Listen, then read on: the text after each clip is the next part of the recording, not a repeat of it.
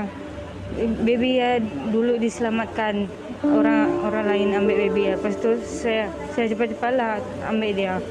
Ada orang tolong tu.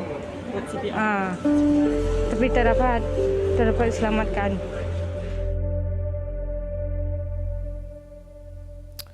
Baiklah, itu Luah Christina Ting, remaja perempuan yang menjadi perhatian rakyat Malaysia pada hari pertama insiden kereta terjunam jatuh ke Sungai Batang Lupar pada Jumaat.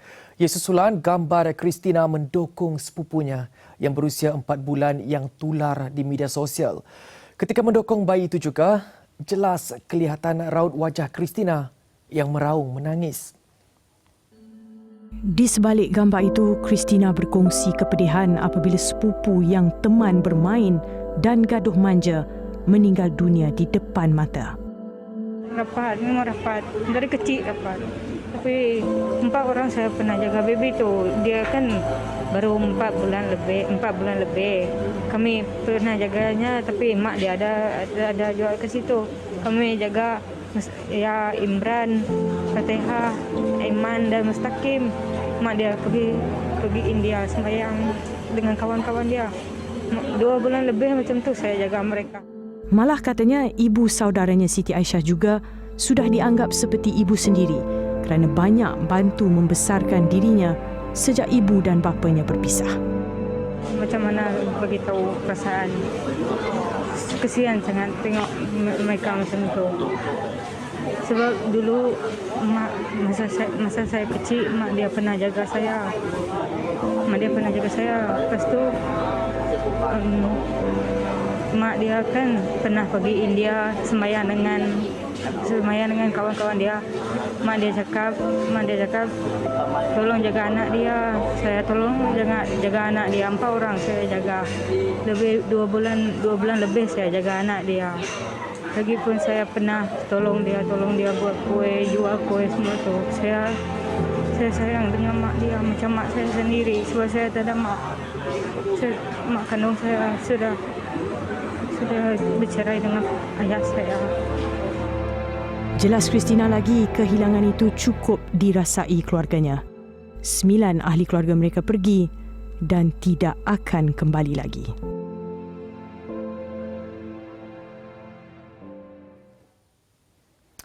Pengebumian 3 mangsa kemalangan kenderaan terjunam ke sungai di Pangkalan Jeti Teriso di Batang Lupar akan disempurnakan pada Selasa 5 Januari ini.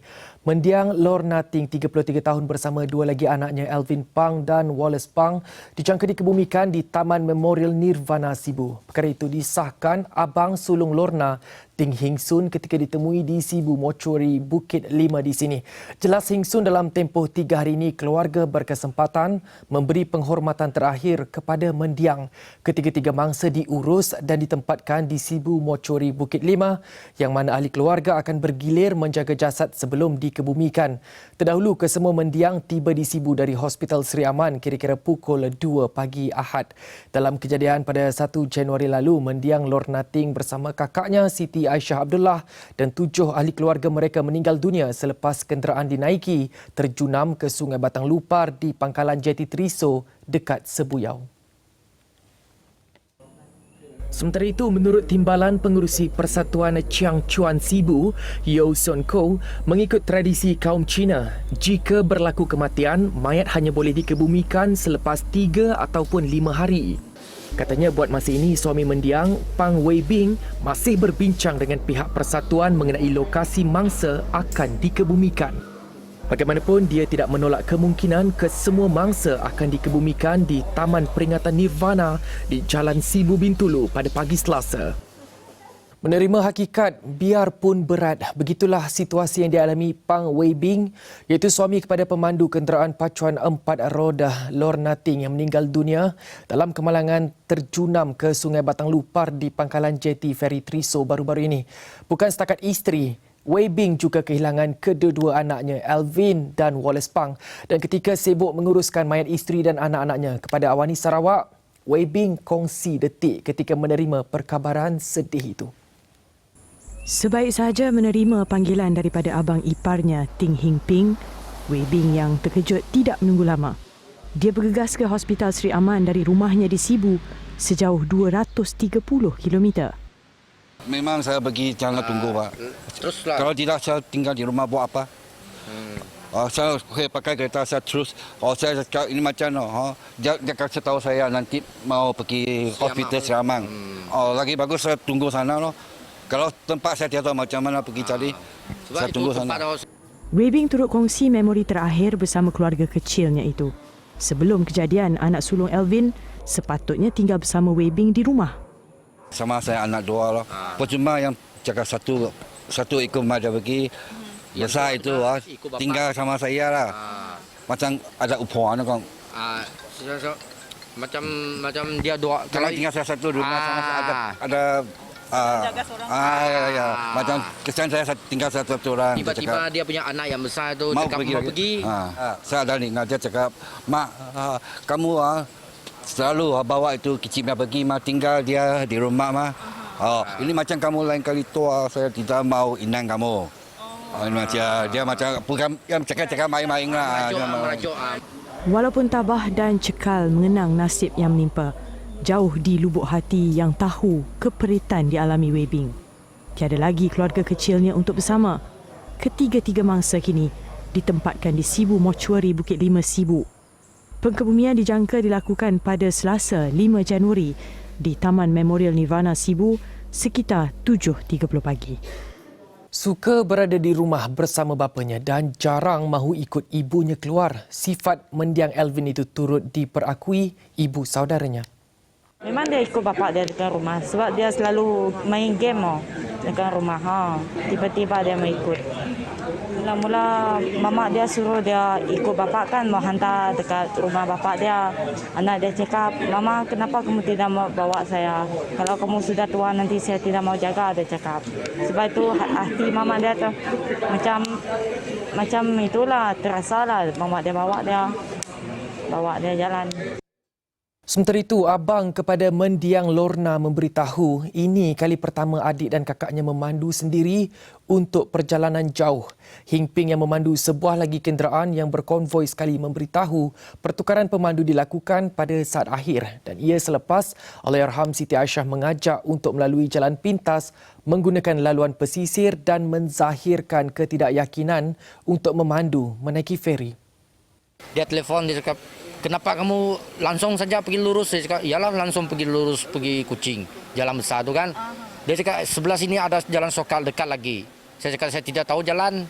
Dia tahu jalan. Lepas tu dia cakap, "Kamu ikut belakang saya lah." Dia cakap, "Okey ikut." Lepas tu mula-mula saya kakak drive. Saya kakak cakap dia tidak pandai turun tu ferry tu. Dia takut dia tidak pandai turun. Lepas tu saya ada cakap, dia pakai tangan ini macam lah. Saya pandai nanti saya yang bawa. Hing Ping juga sempat menceritakan detik cemasnya menyaksikan kejadian kereta tersebut terjunam dari atas feri. Lepas tu feri saya terus patah balik lah. Kurang lebih dalam 60 meter ni macam saya mau terjun. Lepas tu orang yang kerja di feri sana, dia orang tangkap lah. Dia tidak suruh lah. Dia tak suruh saya pergi lah. Dia cakap masih jauh lah. Lepas tu dia sudah patah balik kurang lebih belasan kilometer lah.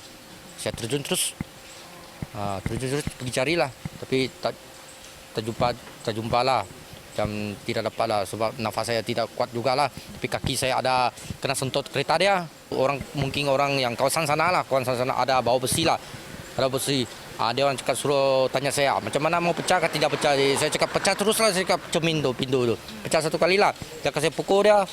Ada pecah sikit saja lah, lubang tidak besar lah. Lepas tu saya terjun terus pijak itu cermin tu. Kaki pun luka jugalah. Luka pecah habis lah. Hing Ping turut menzahirkan penghargaan ke atas usaha orang ramai dalam membantu keluarganya pada hari kejadian. 10 kes positif COVID-19 dicatatkan di Sarawak pada Ahad. Selain Miri, Kuching, Sibu dan Bintulu, daerah Kapit mencatatkan kes pertama. Daerah Miri 3 kes, 2 kes masing-masing di Kuching, Sibu dan Bintulu. Dengan catatan 1 kes di Kapit ini sekaligus menjadikan Kapit sebagai zon kuning. Kes adalah saringan pekerja warga Indonesia di tapak pembinaan. Pekerja yang masuk secara sah dan telah berada di Sarawak sejak tahun 2018 disahkan positif pada 31 Disember Disember lepas. Turut bertukar status kepada kuning ialah daerah Miri dan Sibu. Dalam kenyataan Jawatankuasa Pengurusan Bencana Negeri JPPN Sarawak, satu kluster baru diisytiharkan iaitu kluster Stutong melibatkan daerah Kuching, Serian dan Lundu. Pada suku pertama tahun 2021, peperiksaan Sijil Pelajaran Malaysia SPM dan Sijil Tinggi Persekolahan Malaysia STPM akan dijalankan dan sebagai persediaan menghadapinya, pembelajaran secara online diteruskan pusat-pusat tuition. Bagi Azila CB, seorang guru tuition, formula yang betul boleh membuat pembelajaran online lebih efisien dan berkesan. Satunya adalah mak bapak mesti beri support dari segi moral. Jangan sidaknya biak toknya risau. Kelasnya aduh online ajak kami si faham gila online. Mau nangga muka cikgu depan.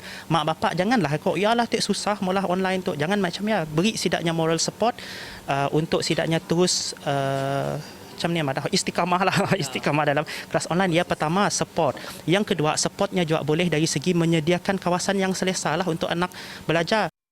Selain itu, cara penyampaian juga perlu diubah bagi pastikan ada interaksi dengan pelajar.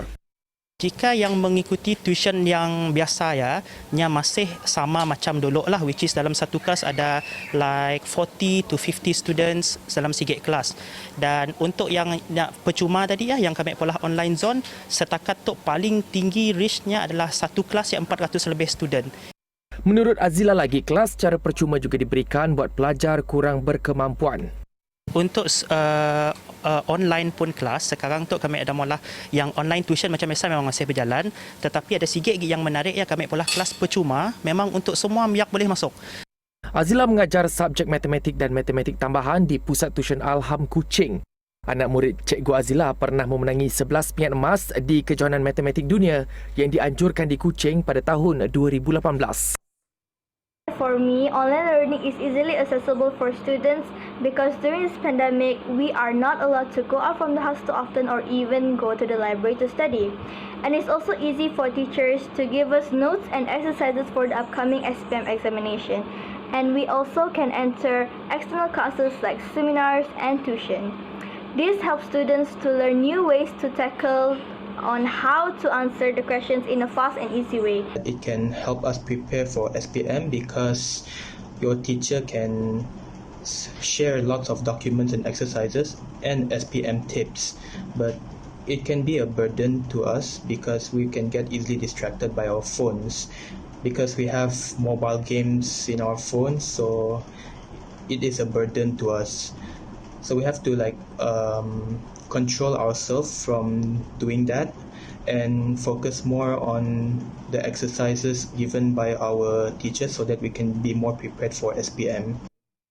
Sambutan gawai dan pesta keamatan akan kembali dimasukkan dalam kalender perancangan cuti-cuti Malaysia. Menurut Menteri Pelancongan Seni dan Budaya Motek Datuk Seri Nancy Shukri, walaupun keamatan dan gawai merupakan cuti umum untuk Sabah dan Sarawak sahaja, tetapi ia penting untuk pengetahuan rakyat negeri lain.